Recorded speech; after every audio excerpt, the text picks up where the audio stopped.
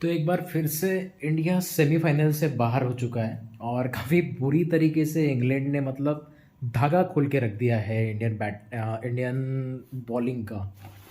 ठीक है, सबसे पहली बात, जो मर्जी आप कह लो, 2019, 2021 और 2022 जिस तरीके से टीम खेल रही है, मुझे समझ में नहीं आता है कि हाँ तुम वही गलतियाँ फिर से रिपीट कर रहे हो। हम करेंगे, हम इसको सुधारेंगे, तुम सेमीफाइनल में आकर वहीं पे प्रेशर गेम में ही आप मार खा जा रहे हो।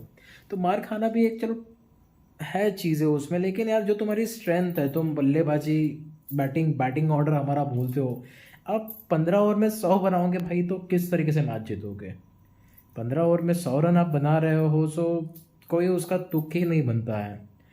पावर प्ले की आप बात करते हो, टेम्पलेट चेंज करने की बात करते हो, आपका एक ही विकेट जाता है, उसके बावजूद आप सिर्फ 38 पर एक रन बना रहे हो एक 6 ओवर में। तो जीतने का तो वहीं पे आपका माइंडसेट दर्शाता है कि आप कितना डिफेंसिव हो गए हो, कितना आपने प्लान किया है।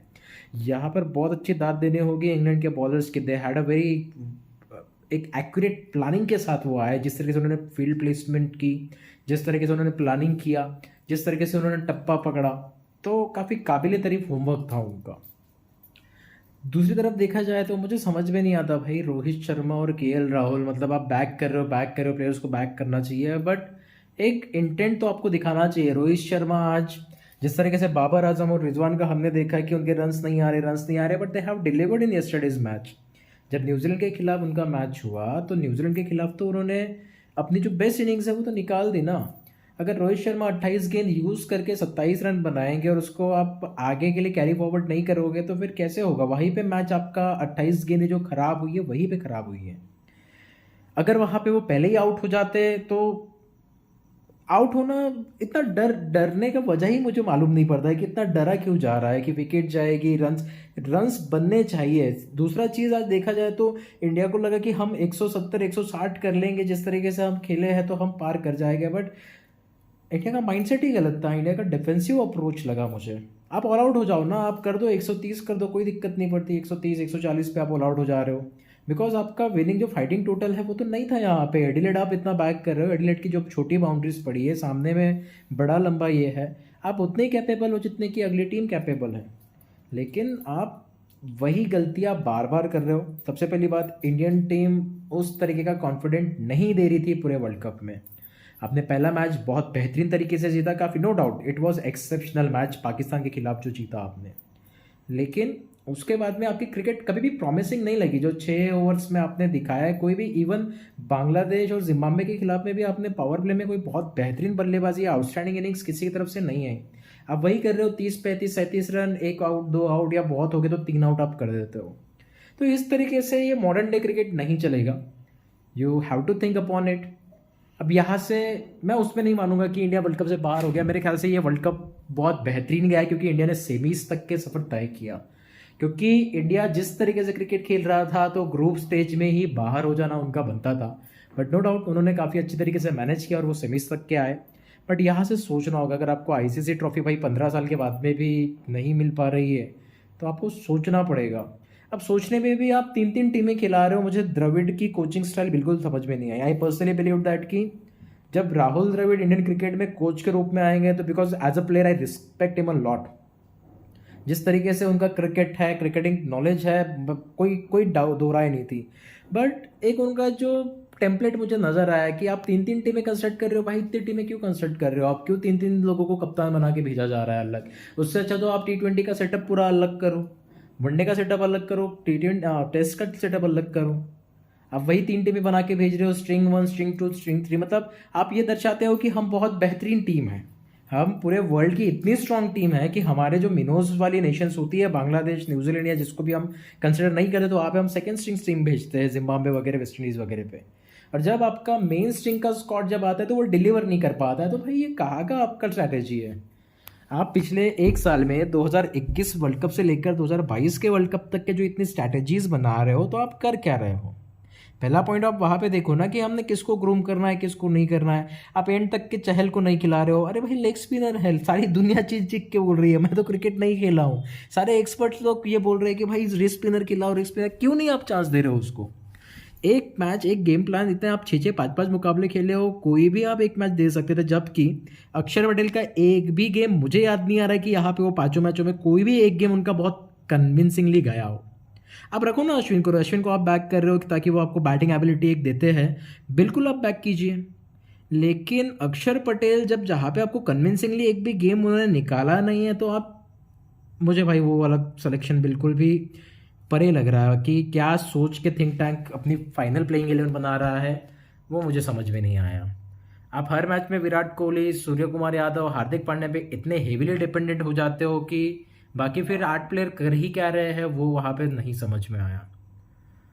बस ये सारी चीज़ें लगी, और कोई शॉकिंग नहीं है बिकॉज कल ही मैंने प्रेडिक्शंस किए थे कि इंग्लैंड जीतेगा ये मैच, और वही हुआ। बट इतना हार्शली उन्होंने ये किया है, वो थोड़ा सा ये है। एक फाइटिंग मुकाबला होना बनता था, और यहाँ से फाइट आसानी से की जा सकती थी। 170 रन, 168 रन जो भी आपने बनाए, वो इतने भी बेकार रन नहीं थे। लेकिन जो आपकी सोच है, वो सोच डिफेंसिव लगी मुझे काफ़ी हद तक के। आपके ड्रेसिंग रूम से ही ये मैसेज क्लियर आ जाता है, क्योंकि आप जब टॉस हारे हो तो आपको ही क्लियर नहीं हुआ है कि हमारा पार स्कोर क्या होगा, और आप वहीं पे फंसे हो। विराट कोहली और जब हार्दिक पांड्या मिडल में है, वहां पे सूर्य कुमार ये है, तो उन्होंने आज गलत रॉन्गली एंटिसिपेट कर लिया। नो डाउट बहुत बेहतरीन वर्ल्ड कप रहा विराट कोहली का, बहुत एक्सेप्शनल इनिंग्स उन्होंने खेली है, और आज की भी रिक्वायर्ड वन थी। बट कहीं ना कहीं आपको ये एसेस करना पड़ेगा भाई कि यहाँ पे 160, 170, 180 डिफेंडेबल नहीं है। ये एडिलेड का वो पिच है जहाँ पे आप सेमीफाइनल खेलो या फाइनल खेलो, यहाँ पे आपको 200 बनाना ही पड़ेगा। अब बिना 200 के मैच जीतने का सोच कैसे सकते हो, मुझे नहीं समझ में आता। हम फिर वही बात कर रहे हैं कि हम 10 रन शॉर्ट रह गए, 15 रन शॉर्ट। अरे भाई तुम 10-15 रन शॉर्ट नहीं रहे हो, तुम 60 रन शॉर्ट रहे हो आज। 60 रन, 210, 220, ये बोलने को ऐसा लगता है कि मैं कुछ भी बोल रहा हूं, बट ये फैक्ट है वहां का। आप एडिलेड जैसे ग्राउंड पे 200 के नीचे रन्स नहीं बना सकते हो, आपको इस बारे में देखना पड़ेगा। इंडियन बैटिंग सारी जगह पे, सारे वर्ल्ड में हम बैटिंग के हिस्से पे जाने जाते हैं, but when it matters the most तभी हम कोलैप्स करते हैं, तभी हम डिलीवर नहीं करते। उसके पीछे के रीजंस जानने पड़ेंगे। आप सूर्य कुमार यादव को उठा के देख लो भाई, जिस तरीके से वो बंदा क्रिकेट खेल रहा है, वो T20 का रिक्वायर्ड है। आप आउट हो जाओ ना, कोई डाउट नहीं है, आप मार के आउट हो गए, आपने नई रन्स बनाए, आपने कोशिश की। अब 130 पे ऑल आउट हो जाते तो उतना कोई प्रॉब्लम ही नहीं था। 130 पे ऑल आउट हो जाने के बाद में कई चीज़ें मालूम पड़ती थी वहाँ पे। लेकिन रोहित शर्मा, KL राहुल, भाई ये वर्ल्ड कप मेरे सोच से परे हुआ। दोनों का मुझे समझ में नहीं आया। अगर आपके तीनों चांस देने के बावजूद अगर आपको नहीं लगता, तो भाई ऋषभ पंत को आप ओपन कराओ ना। ऋषभ पंत का यूटिलिटी यहाँ पे कहाँ पे आ रहा है? जो फिनिशर का रोल आप DK को दिए हो, अगर दिनेश कार्तिक डिलीवर नहीं कर पा रहे तो सही बात है, ठीक है, उनको आपने स्टॉप दे दिया, बहुत अच्छी बात है। हार्दिक पांड्या आपके लिए वो रोल प्ले कर सकते हैं, no doubt about it. But Rishabh Pant वहाँ पे आपने जो 2 गेम्स खिलाया, उनको आप ओपन करा लेते हैं उनसे। KL राहुल को बैठाने में आपने वाइस कैप्टेंसी उनको दे रखी है। जरूरी नहीं है भाई, आप ऑस्ट्रेलिया को देखो, ऑस्ट्रेलिया में कोई वाइस कैप्टन नहीं है। जिसका फॉर्म ही तय नहीं है, जिसकी चीजें ही अनसर्टन है प्लेइंग 11 में, आप कैसे उसको वाइस कैप्टेंसी दे रहे हो? तो ये सबसे पहला पॉइंट रहेगा। KL राहुल नो डाउट उन्होंने 2 एक्सेप्शनल इनिंग्स खेली, बांग्लादेश के खिलाफ और जिम्बाब्वे के खिलाफ, लेकिन कभी भी वो कन्विंसिंग नहीं लगे। 2 मैचों में बहुत एक्सेप्शनल लगे, मुझे भी लगा कि उनका फॉर्म वापस आ गया। लेकिन यार भाई, बड़े मैचों में रन बनाने पड़ेंगे आपको। आप 3-4 प्लेयर से कभी वर्ल्ड कप नहीं जीतते हो। आप 1983 उठा के देख लो, आप 2011 उठा के देख लो, या 2007 उठा के देख लो। ये टीम गेम है बॉस, टीम गेम के अलावा हम 3-4 प्लेयर के ऊपर हेवीली डिपेंड नहीं रह सकते। आज आपको सही में एक्चुअली में अगर देखा जाए, जसप्रीत बुमराह, रविंद्र जडेजा, आपको कमी खली है बॉस। आपको बहुत बड़ी वाली कमी महसूस हुई है, क्योंकि आपके पास में विकेट टेकिंग ऑप्शन नहीं है। रनआउट्स रविंद्र जडेजा कुछ एक फैक्टर लेके आते हैं, फील्डिंग में आपको रन बचा देते हैं, बैटिंग में बहुत अच्छा कर देते हैं, बॉलिंग नो डाउट उनकी बेस्ट है। और जसप्रीत बुमराह आज बहुत हेवीली मिस हुए। तो अब यहाँ से पता नहीं, मेरे ओपिनियन में मुझे जो लगता है कि T20 को लेकर एक नया सेटअप होना चाहिए। आप हार्दिक पांड्या की तरफ देखो, उन्हें कैप्टनशिप दे दो और उनके इर्द गिर्द टीम को ग्रूम करो। नहीं, पुराने प्लेयर नहीं चाहिए, नो डाउट रोहित शर्मा बहुत बड़े प्लेयर है, विराट कोहली बहुत बड़े प्लेयर है, भाई हो गया। विराट कोहली आज भी अच्छी क्रिकेट खेल रहे हैं, बट मैं चाहता हूं कि आप यार वनडे और टेस्ट पे फोकस करिए।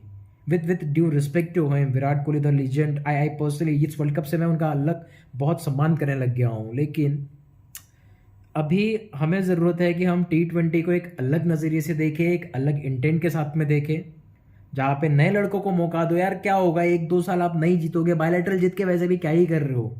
सातवीं ही रैंक आएगी ना, हम फर्स्ट रैंक होल्ड करके क्या कर लेते हैं? फर्स्ट रैंक होल्ड करने से बेटर है कि आप सातवें आठवें पोजीशन पे जाओ। आप नए लड़कों को मौका दो, राहुल तेवतिया को लेकर आओ, दीपक हुडा आपके हैं वहाँ पे, आप जो भी है यंग लड़के नए नए जो प्लेयर्स हैं उन्हें आप मौका दो, और मौका देने के साथ उनको एक नई टीम ग्रूम करो। फियरलेस क्रिकेट तभी आ पाएगा, एक नया जो सोच है वो तभी ग्रूम हो पाएगी, वरना वही आप करते रहोगे। अभी फिर से 50 ओवर्स का वर्ल्ड कप है, and I am betting you on that also, same चीज़ होने वाली है भाई।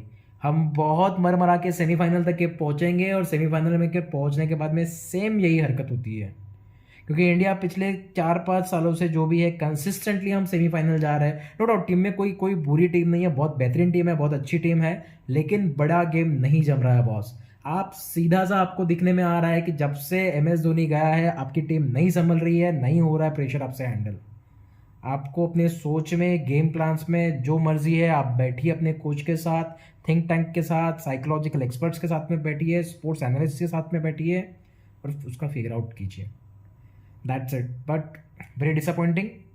यहाँ से जो टेक अवेज है वो टेक अवेज मैं एक ही ले सकता हूँ, that is Surya Kumar evolution और अर्शदीप का बहुत बेहतरीन एक, ये दो लड़के जो मिले हैं बहुत नेक्स्ट लेवल क्रिकेट खेल रहे हैं, बैक कीजिए उन्हें। चलिए, थैंक यू सो मच।